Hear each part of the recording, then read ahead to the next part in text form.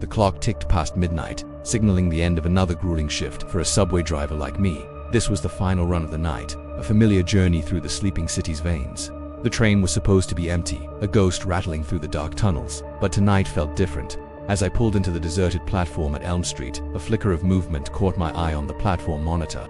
A solitary figure, shrouded in the dim station light, slipped through the doors of the last car just as they were closing. I sighed. Another late-night straggler. Rules were rules. I had to make sure they got off at the final stop, the end of the line. The train hummed along, its rhythmic clatter the only sound. Each station we passed was a ghost town, swallowed by the night.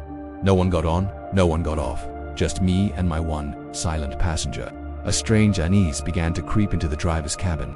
It was a cold that had nothing to do with the air conditioning. My hand, resting on the controls, felt clammy. Finally, we reached the terminus. The brakes hissed, and the train shuddered to a halt in the cavernous, echoing station. I waited and waited. The doors stood open, an invitation into the silence, but no one emerged from that last car.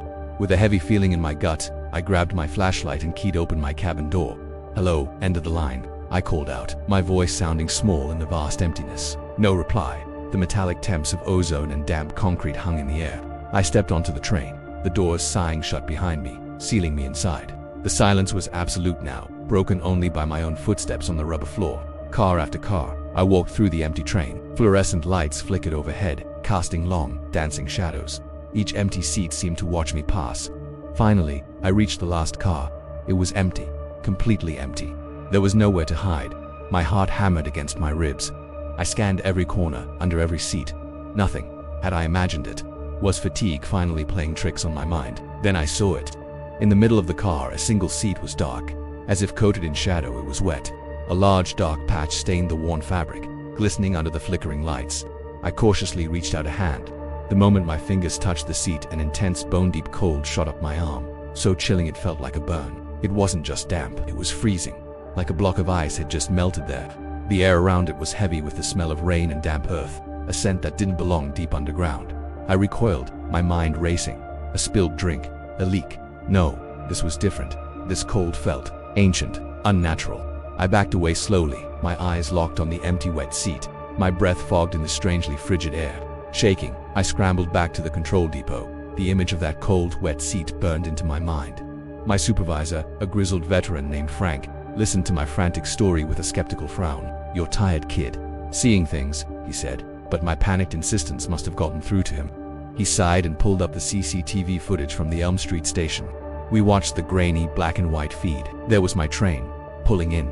The doors opened, the doors closed. The platform was completely, undeniably empty. No one got on. No one had ever been there. My blood ran cold. I made him rewind it again and again. We zoomed in, enhanced the image, but the result was always the same. The video showed an empty platform. My last passenger didn't exist. Frank looked at me, his skepticism replaced by a flicker of something else concern, maybe even a hint of fear. "Go home, son," he said softly. "Get some rest." I didn't sleep that night, or the next. Every time I closed my eyes, I saw that dark, empty seat. I felt that unnatural cold. I could smell the phantom rain. I went back to work, but the tunnels felt different. The familiar darkness now seemed to hold secrets, to watch me with unseen eyes. The other drivers started noticing my frayed nerves. They'd whisper when I walked by. One day I found an old newspaper clipping in the break room archives, tucked away in a dusty folder. It was dated 50 years ago, to the day. The headline read, "Tragedy on the Midnight Line. Man vanishes from last train."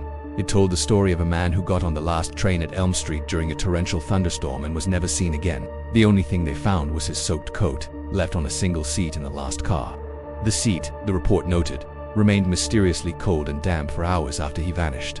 My heart stopped. It was him, the man from the article. He was still riding, still trying to finish his journey. I don't drive the late shift anymore. I can't. Sometimes, when I'm on an early morning run, I'll walk through the train before starting my route, and every now and then I'll find it. A single, isolated seat, cold to the touch and inexplicably damp, a silent testament to the passenger who never gets off, the one who is always the last to ride. So if you ever find yourself alone on the last train of the night, and you feel a sudden, unexplainable chill, maybe just move to another car.